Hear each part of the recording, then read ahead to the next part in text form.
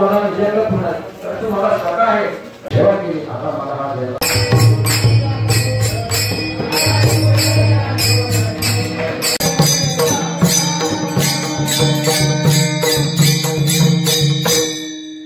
पाऊस पडतोय आणि पहिल्यांदाच असं झालं असेल की आपण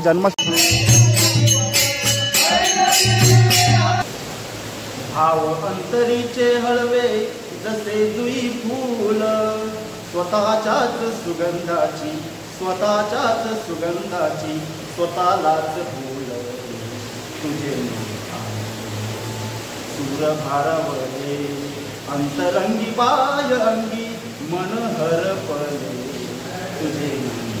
मित्रांनो कसं होतं की पावसाळा एकदा सुरू झाला की आपल्या कोकणचे जे इन्फ्लुएन्सर असतात किंवा कंटेंट क्रिएटर कडकडे यांचं सुंदर असं भजन कोकणातल्या विविध संस्कृतींना असं मॅच करून ते भजन व्हायरल करत असतात। अगदी 4 वर्षापासून मी बघतो, मी देखील इंस्टाला रील्स बनवली होती आणि असं वाटलं होतं की आपल्या ब्लॉगमध्ये पण गाणं टाकावं, पण शक्यतो कॉपीराइट लागतं त्यामुळे मी तोंडातून गायलो। असं म्हणजे एकदा सूर भेटला पूर्ण गायक नाही त्याच्यामुळे एवढा सूर भेटत नाही आहे। तेव्हा तुम्हाला सांगतो की कोकणातले कंटेंट क्रिएटर किंवा आपल्या संस्कृतीचे दर्शन दाखवत असतात, तर त्याचप्रमाणे आपण देखील तसंच आहोत। एकदा काय आपला पावसाळा लागू झाला की आपण संपूर्ण निसर्गाची भ्रमंती करतो आणि आपली भ्रमंती चालूच होते। आता जी ही भ्रमंती आहे ना, तर ती आपली देवाची भ्रमंती आहे, ती म्हणजे आता गोकुळाष्टमी म्हणजे भगवान श्रीकृष्ण यांचा जन्मोत्सव। तर फिरत होतो बरेच वेळा काय होतं की दरवेळी गोकुळाष्टमीला आपला इंट्रो आपण नेहमी कालोखात देतो, परंतु ह्यावेळी आपल्या देवाने जागा दिली आहे ती म्हणजे आमच्या गावच्या म्हणजे आपले भगवान विष्णूचे अवतार 7वे अवतार प्रभू श्रीरामांच्या मंदिरात। आता सर्वप्रथम आपण या व्लॉगची सुरुवात प्रभू श्रीरामांच्या दर्शनापासूनच करू, त्याबरोबर श्रीकृष्ण आणि गणपतीचे दर्शन देखील घेऊ। जाऊया आपण आपल्या जन्मदिनाला। जय श्रीकृष्ण।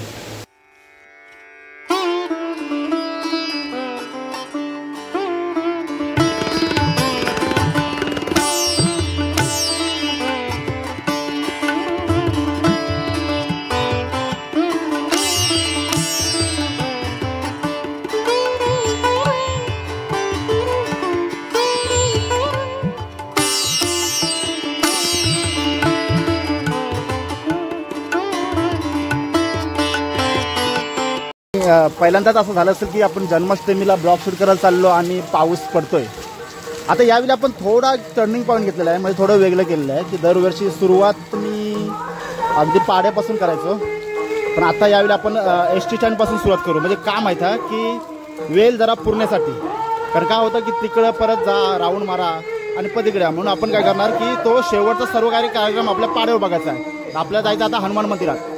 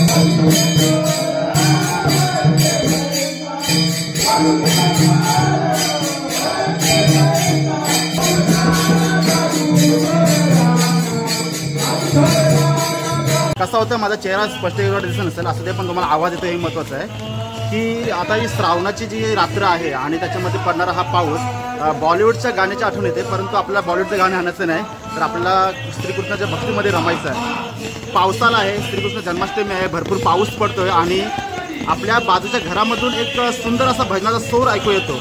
तर त्याचप्रमाणे एक काही फिलिंग आहे, ती फिलिंग जगण्याची म्हणजे मजाच काही वेगळी आहे. तर आता त्याचप्रमाणे आपण दुसऱ्या एका मंडळीत जाऊया, बघूया तिथे काय काय आहे ते.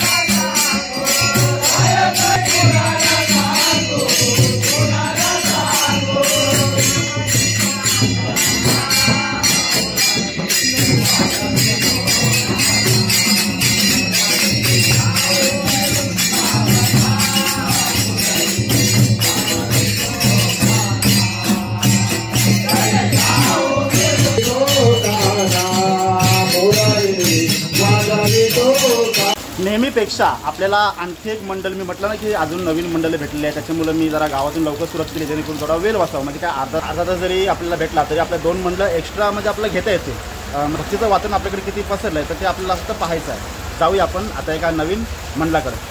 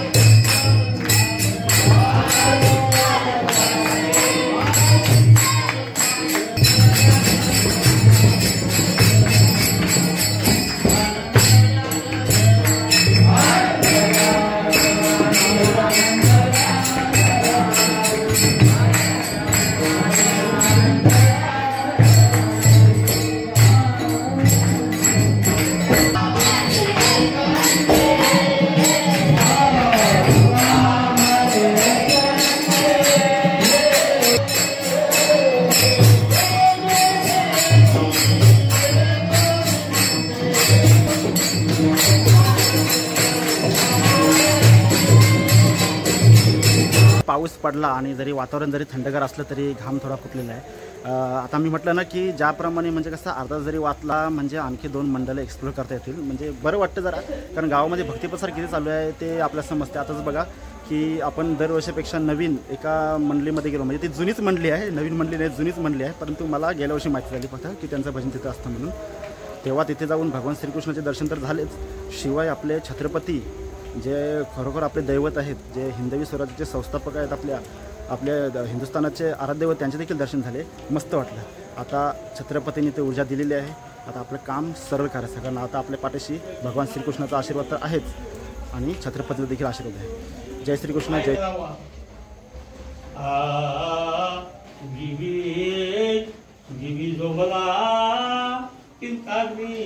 तो आकाशवीचा भारा हे देवा सुखाचा आणि समस्त राम हे भोगीचा भाग उतरण्यासाठी पाहिला तो बलिराम तर मला नवमास भक्ताची राम तिचा आकाश चिंता उडीचा बलिवराचा जन्म झाला. 9 महिना पूर्ण होतो ना जन्म झाला.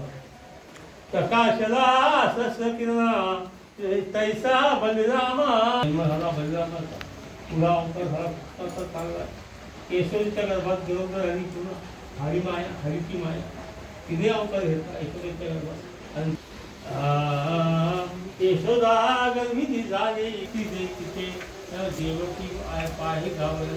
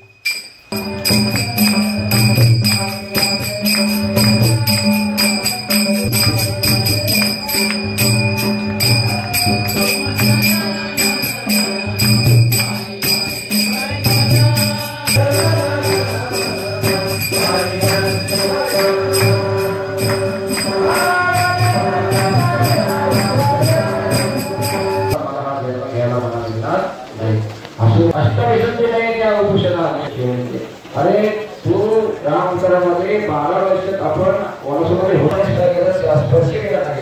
म्हणजे काय आता सांगितलं की आता आपण अवकाशात राबवायचं आहे. आपल्या गाडी ब्राह्मणांचं संघर्ष कसं होईल कुठेला भाव स्वामीचं भाषे भोगेराव पुढे करून आपला कुठे भाव भावना सारायचा तो कपड आपल्या माझ्या आहे तो कपड तू जमाने निदान पूर्ण तू सगळ्या मातांनी पूर्ण तू मला विचारलं पूर्ण तू मला स्वतः आहे का आपला संबंध असणारे तो दृष्टांता विपात्राची तू जालाची पूर्वी लक्ष्मणा लंकेकडे जरा करण्याला बहुत सेवा तुला मदत तुला तोषे काय विष्णू भगवान सांगते ब्रह्मदेवाला की आता काय कर तू आता मोठा हो तर काय तू अवतार घे आणि मी तुझा ज्येष्ठ. एवढा आपण फिरलो अगदी पाण्या पावसात, भरपूर पाऊस पण आहे आणि बघा घाम पण फुटलेला आहे, पण काय करणार असं ते देवासाठी आपल्याला सर्व काही करावं लागतं. गेली 2-3 वर्षाचं ऑडिट पाहतो तर यंदा मला म्हणजे भाविकांची गर्दी जास्त दिसते आणि ते खूप छान वाटतं. आणि बघा तुम्ही नीट निरीक्षण करा, बघा कोणाच्या घरात असते तर कोणाच्या ओटीवर असते. एकाचं हे जुनं चित्र आहे तर ते आता परत उभारतं, याचा फार मोठा अभिमान वाटतो. व्लॉग शूट करताना तेवढाच आनंद आणि तेवढा उत्साह आणि तेवढाच भाव आहे. खूप छान वाटतं कारण भगवान श्रीकृष्ण स्वतः आपल्या सोबतीला आहे. मी म्हटलं ना की भगवान श्रीकृष्णाचा आशीर्वाद आपल्या पाठीशी आहे, छत्रपतींचा आशीर्वाद पाठीशी आहे, छत्रपतीची प्रेरणा.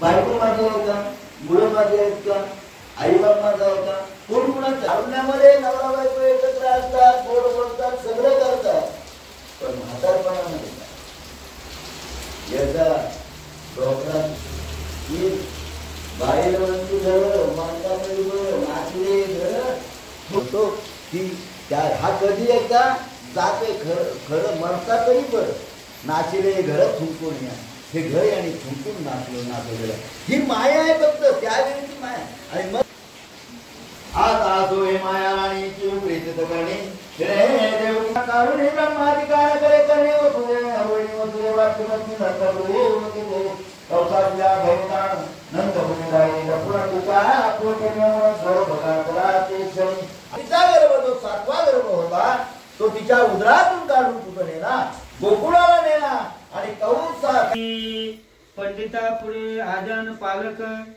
की श्रोतिया पुढे हिंसक की वासुकी पुढे मूषक प्रकारे देवकीला एखादे याच्या पुढे जाणवला तशा प्रकारे त्याला ती देवकीला कौस दिसायला लागला. कारण ती तिला त्या अजिबात तिला भीती नसं वाटायला अजिबात. अग्निपुरी महावाताशी आळीवे पूर्ण जलदहल जैसे का अग्निपुरे जसा अग्निपुरे गावात ठेवला तर जलून भाकवते तशा प्रकारे ती असं काही याला मी आता मारीन कारण का यो मायापुढे कुठं जाणार आहे अशा प्रकारे तिला ज्ञानी या पुढे आता एका मायेसारखा श्रोता आहे आणि तुम्ही माणसा सामने मी तुम्हाला तुच्छ समजते अशा प्रकारे देवकी वस्तू कौसाला तुच्छ समजायला लागलेली आहे. हरी ऐसा कौस देवकी पुढे 3 निहारून पाये आरोपाने सुदर्शनाची कौसाला जसा काय फुटून बघायचा कृष्ण चक्र धर्म सुदर्शन धर्म होता. पदवंदा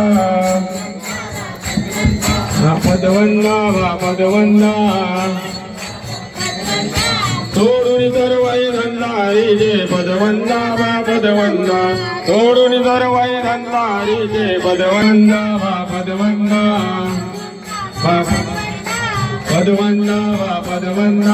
तोडून दरवाई धंदारी जे पदवंदा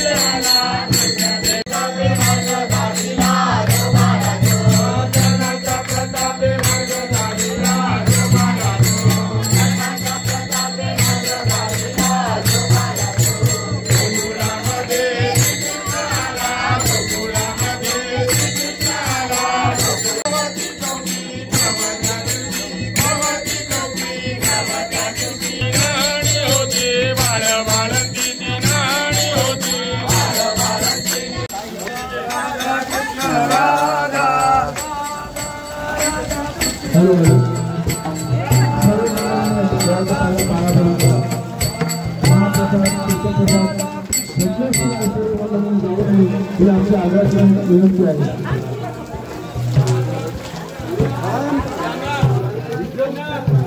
हे एवढेच गोकुले संपूर्ण केलवण्याची म्हणजे उत्तर पूर्व दक्षिण अशी सर्व परिक्रमा केल्यानंतर शेवटी आपण आलोत आपल्या मूळ स्थानी, म्हणजे कुठं आपल्या केलवणी पाडवा जी मंडली आहे तर तिथे आलेलं आहे.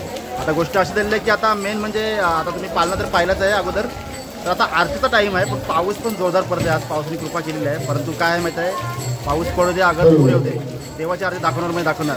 सागर पाटील जाऊया आपण, कारण आपल्याला नेहमी बस श्रीकृष्ण येतात. जय श्रीकृष्ण.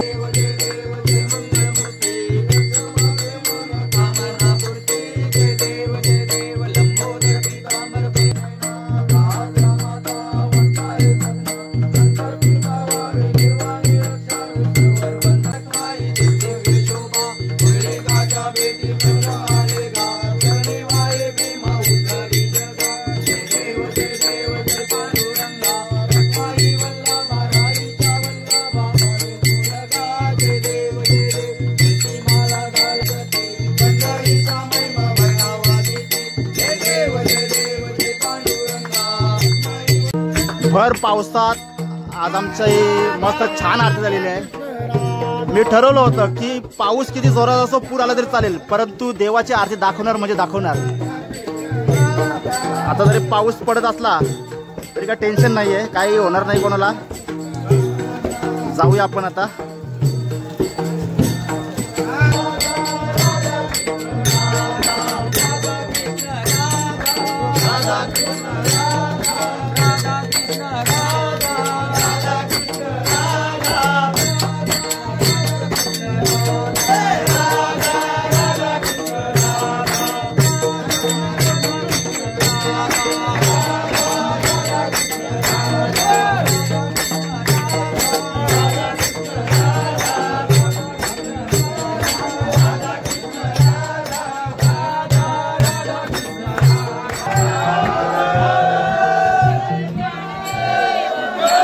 कसं आहे, रात्रीचं 12चं जेवण म्हटलं जातं ना, रात्री 12 वाजता जेवण म्हणजे कसं दिवसभर उपवास करतात आणि रात्री जेवायला येतात. आता बघितलं आपण पाऊस भरपूर आहे, तरी पण आमच्या ज्या आपले मंडळी आहेत जी आपले जेवण बनवणारी, त्याही एका घरामध्ये जेवण बनवलेलं आहे एवढं मोठं. बघा, घरामध्ये एवढ्या मोठ्या पातेल्यात जेवण बनवणं म्हणजे साधी गोष्ट नाही. बघू शकतो आपण मोठा डालीचा पातेला आहे. म्हणजे आता रात्रीचे वाजत किती, 1:45 आणि रात्री 1:45 जेवण. बघा इथं मोठा आता सर्व वाढपी मंडळीसाठी सोयीसाठी जातात, ज्येष्ठ मंडळी. आता आपण बघू शकता की ज्याप्रमाणे आता तिकडे जेवण म्हणजे वाढत होते, म्हणजे भरत होते, आता इकडे जेवण वाढलेलं आहे. भाविक भक्त जेवायला बसलेले आहेत, जेवायला म्हणजे प्रसादाला बसलेले आहेत.